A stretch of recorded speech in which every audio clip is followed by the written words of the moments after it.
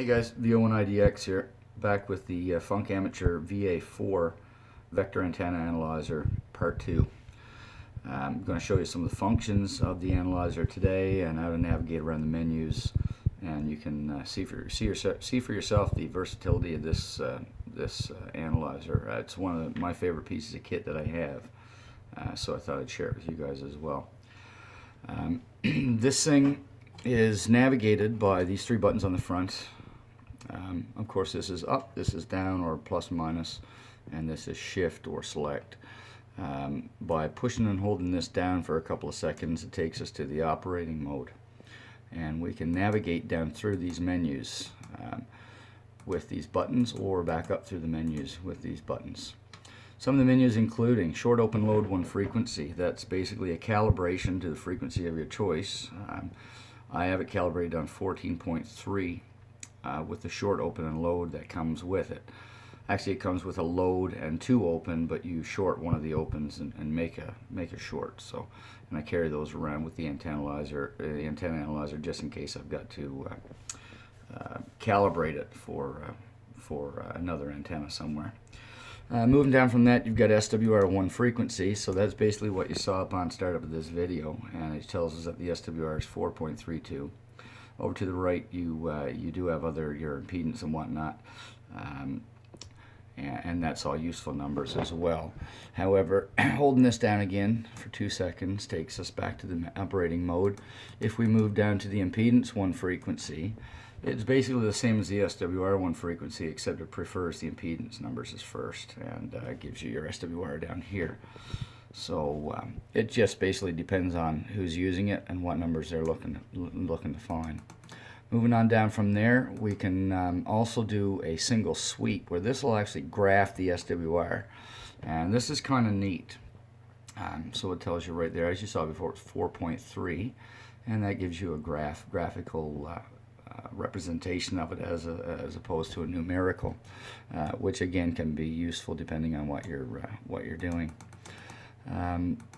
Aside from that, you can also do a 5-band sweep here, which is what I really like about this vector analyzer. Most others, they just do one. I'm not sure about the rig experts. They're probably top of the line, but for the money, this thing compares, if not beats out, anything that MFJ puts out there.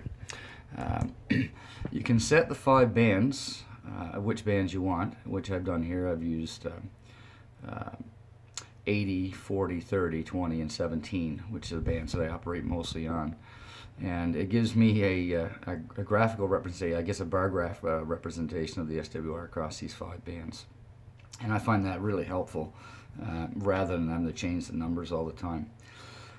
So what I found out today is that my antenna is pretty darn good on 40 and 80, but not so great on 30, 20, and 17. It's actually better on 17 than it is on 20. So moving on from there, we hold this button down again for a couple of seconds, and it'll take us back to our menus. Scrolling down, we can also do an SWR cycling sweep on the frequency of our choice. So rather than just drawing a graphical representation once, it'll draw it and keep checking it. So yeah, basically it's a continuous sweep, and if any problem arises, then you'll see it on you'll see it firsthand. Pretty good for if you're lengthening or shortening your antenna. I find it really useful for that. So again, we'll get out of here. We'll scroll on down. This thing has a frequency generator, which I also like. You can also, I skipped over the impedance cycling sweep. You can also do the same thing with the graphical representation for your impedance. I mostly use the SWR. I'm not really that technical that I need to know the impedance numbers. I just wing it kind of thing. The frequency generator, very handy. Captured screens, you can save images of your graphs and whatnot, and you can bring them up for a further time, and then, or at a later time.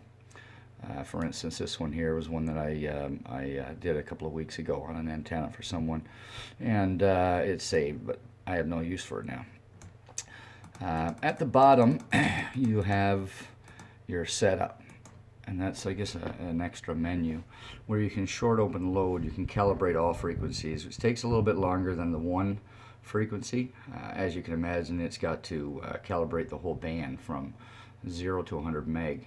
So it takes a few minutes and prompts you when you need to switch out your short, open, or load as you need.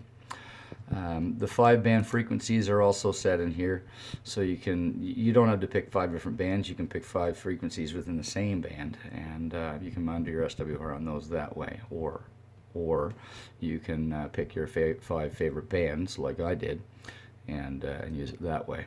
You can change languages to any of the languages.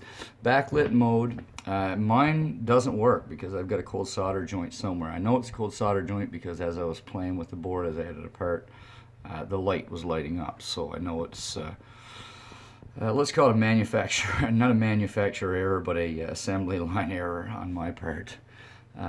Delta frequency, display and update cycle, SML, and reset. So there's a whole lot of stuff you can do with this thing, guys, and I'll go into the calibration in other videos just so you can see exactly what's going on. Hope you enjoyed this video. 7.3 VO1IDX.